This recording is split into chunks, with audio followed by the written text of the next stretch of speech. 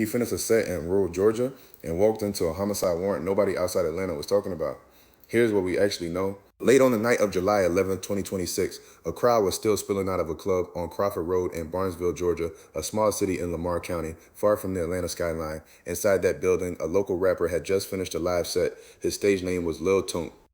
And according to the Lamar County Sheriff's Office, deputies were waiting, not for an encore, but for an outstanding homicide warrant out of Fulton County. If you haven't heard of Lil Toonk, you're not alone. He is not a chart-topping name. He is not the kind of artist whose arrest stops cable news for a week. But the charges on his booking sheet are the kind that stop a city cold. 6 counts of felony murder tied to an incident more than 2 years earlier in the county that holds Atlanta. This is the story most of the country missed, and the questions officials still haven't answered in public. Before we go any further, a few ground rules. Everything in this video comes from public reporting, jail records, and official statements from law enforcement. Tavorian Lindsey, Lil Toonk, has been arrested and charged. He has not been convicted. In the American legal system, every defendant is presumed innocent unless and until a court proves guilt beyond a reasonable doubt. We are not stating that he committed any crime. And because authorities have not publicly released victim identities in the underlying case, we will not speculate about who was harmed. The man at the center of this story is Tavorian Lindsey, a Lithonia area artist who performs as Lil Toonk. Lithonia sits in DeKalb County on the eastern edge of metro Atlanta, the kind of suburb that feeds the city's underground rap circuit without ever making national headlines. According to multiple Atlanta outlets citing the Lamar County Sheriff's Office, Lindsey was taken into custody without incident during a coordinated operation involving deputies from Lamar and Fulton counties. Fulton County jail records, as reported by Fox 5 Atlanta, CBS Atlanta, and other outlets, list a stack of serious felonies, 6 counts of felony murder, 4 counts of aggravated assault, 2 counts of criminal attempt to commit a felony, and a charge of possessing a firearm or knife during the commission of certain felonies. Different outlets quote slightly different counts on the aggravated assault line, 3 versus 4, but the felony murder number is consistent across every report we reviewed, 6. Buried in those same jail records a date that matters more than the arrest date, May 6, 2024. That is the offense date Fulton County attached to this case more than 14 months before Lindsey was taken into custody in Barnesville. Officials have not, as of this reporting, held a press conference laying out what happened on that day, where in Fulton County it happened, or who was killed. Fox 5 Atlanta put it plainly in its coverage. Authorities have not confirmed the specific details surrounding the Fulton County homicide case or the identity of the victim, their word singular in that case. We do not know from public sources whether one person died or multiple people died.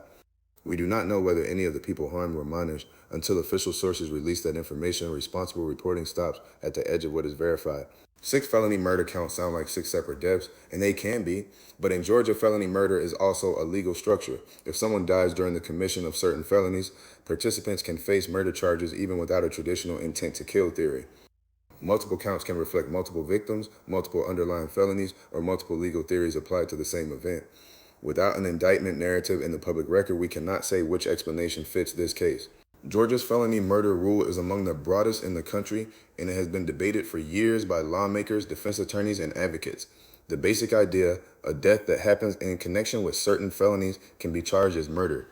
Critics argue the statute sweeps in people who never pulled a trigger. Supporters argue it holds entire conspiracies accountable.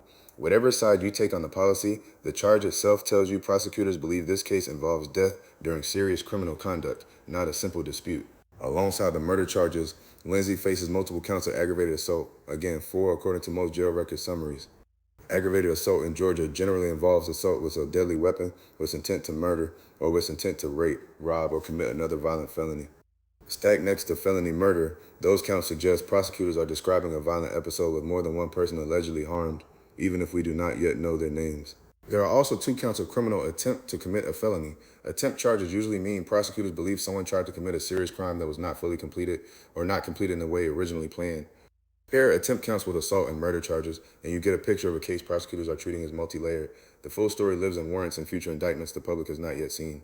The booking sheet also includes possessing a firearm during the commission of certain felonies, a separate charge from whatever guns were recovered the night of the arrest. That charge points back to the May 2024 incident, not necessarily to the club parking lot. Separating those 2 moments, the 2024 offense date and the 2026 arrest, is important because they involve different locations and possibly different evidence. One of the biggest open questions is timing. If the offense date is May 6, 2024, why was Lindsey still performing publicly in July of 2026 before deputies moved in? An outstanding warrant means a judge had already authorized his arrest on paper. We do not know from public reporting when that warrant was issued, whether he knew about it, or why the apprehension happened when it did. That gap is not explained in any official statement we found. On streaming platforms, Lil Toonk exists in the long tail of Atlanta rap tracks with tens of thousands of plays, not tens of millions. Songs like EBK and releases under titles such as Golden Child paint a picture of a young artist building a local following the way thousands of rappers do. Club shows, social media, small label support. His management is associated with Young Guns Entertainment, which issued a public statement after the arrest. Being underground does not mean being irrelevant in your own city. Atlanta's rap ecosystem has always had a basement level beneath the superstars, artists who pack regional clubs, feud on tracks, and move through a circuit of venues in the metro and the surrounding counties. Lil Toonk was operating in that lane, big enough to advertise a Barnesville date on social media, small enough that his arrest did not trend nationally the way a name like Young Thug or Gunna would. Club Rendezvous on Crawford Road became the unexpected backdrop for the arrest. Barnesville sits about an hour south of Atlanta, the kind of town where a touring local rapper can draw a crowd that wouldn't fit in a living room but wouldn't sell out an arena either. According to WGXA and other outlets, Lindsey had promoted the performance online.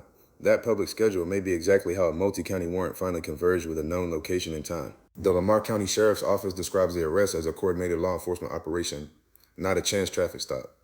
Deputies from Lamar County worked with investigators from Fulton County.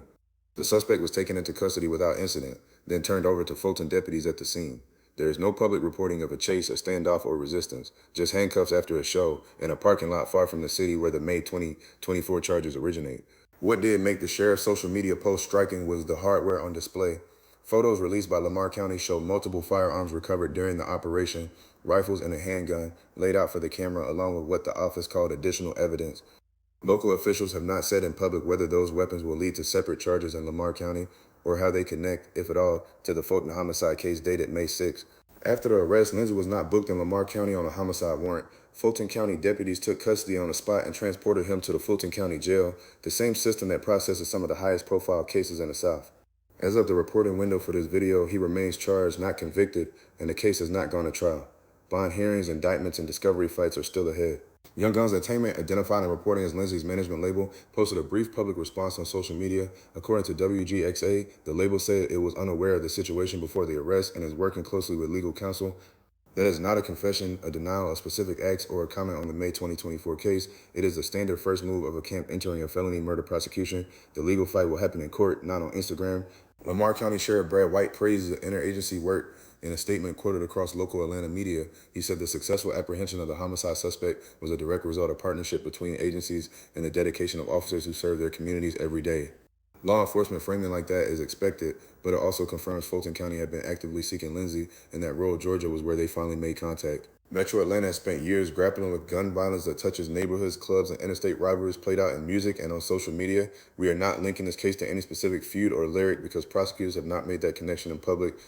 But context matters. Fulton County sits at the center of a region where a single violent night can produce multiple victims, multiple charges, and years of court battles, often with the public learning details only after warrants leak or trials begin. So why did this arrest barely register outside Georgia? Part of it is name recognition, part of it is media bandwidth. July 2026 had bigger celebrity crime stories pulling national attention.